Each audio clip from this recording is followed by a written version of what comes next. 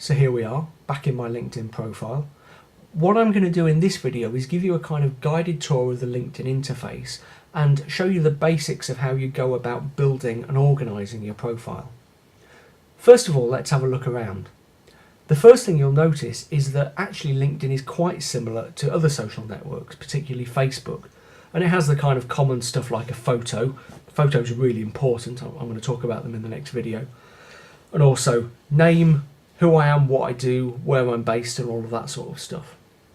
Up here, there's a search box, just as there is on Facebook, where I can search for people, but also for businesses, for jobs, for LinkedIn groups, and various things like that. Over here, we have recommendations. And obviously, this being a social network, there are some ads, okay? You will find that the ads on LinkedIn aren't that intrusive and they shouldn't interfere with your profile too much. Let's have a look what's going on down below here. Just underneath my photo there, I've got a summary describing who I am and what I do. The summary is really important as well. I'm talking about summaries in detail in the video after the next one, so we'll come back to that. And as I go down, there are various other bits and pieces like my experience, languages, skills and endorsements, and my education, publications, books I've written, various other bits and pieces relevant and potentially of interest to people looking at my profile. Okay, so in terms of how we edit and change the profile, it's very simple. We go to Profile and Edit Profile, and we go into edit mode like this. Over here, you can see we've got this recommended for you section. Now, one thing LinkedIn is very good at is suggesting to you how you might like to update and change your profile. In fact, sometimes it can be a bit much, it can be a bit annoying, but it's worth following the recommendations, or at least looking at them, because the guys at LinkedIn really understand what makes a successful profile. Okay? On the other hand, you need to be careful not to overload your LinkedIn profile. So for that reason, I don't have any of these sections filled in. So for example, experience, which I could add, I've actually left blank because I've just let my positions and what I've done speak for themselves. But if you want to add these things, they can be useful. So for example, as a recent student, you might find it useful to add test scores. Okay, so if you in the final year of your undergrad or as part of your postgrad, you did an exam and got a particularly good mark or a particularly good mark for your dissertation or whatever, stick that in because it will impress people. Now, the really brilliant thing about LinkedIn is that you can control the structure. Although you have this kind of level playing field that I was talking about, you can move stuff around. And doing that's very simple. In edit mode, you just go over to this little double arrow here and you'll see as soon as you mouse over it, you get this drag to rearrange profile sections, and you can do just that.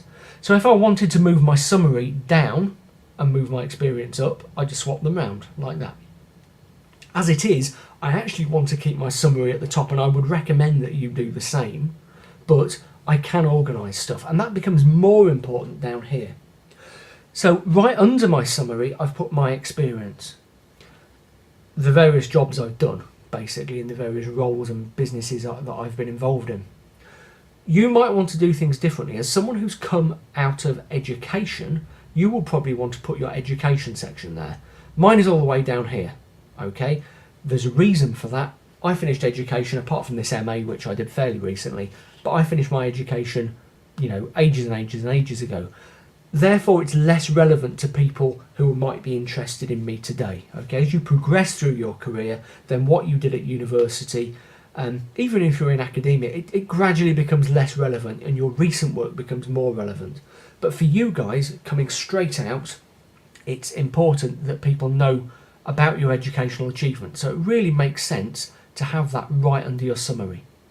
I do think you should have your summary at the top, right under your profile stuff, because it's a natural lead in. I would give that advice to anybody.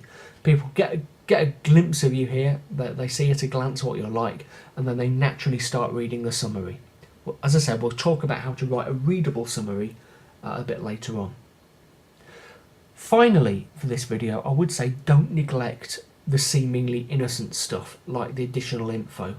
Yeah, if I were really aggressively marketing myself at the moment, which I'm not, I'd fill this out a bit more. As it is, I've put my interests down in a few bits and pieces. But it's worth remembering that people come to your LinkedIn profile to get a sense of who you are that they can't get from just a CV. Okay, so a little bit of personal insight, as we'll see when it comes to the photo, is a good thing. A really good LinkedIn profile is professional but human. So we see the professional side of you, we see what you can do, but we also, and this is really important, we get a sense of who you are as a human being. It's a bit of a taste of your personality, if you like. Okay, so there we go. In the next video, we're going to come on to this all-important topic of the profile photo.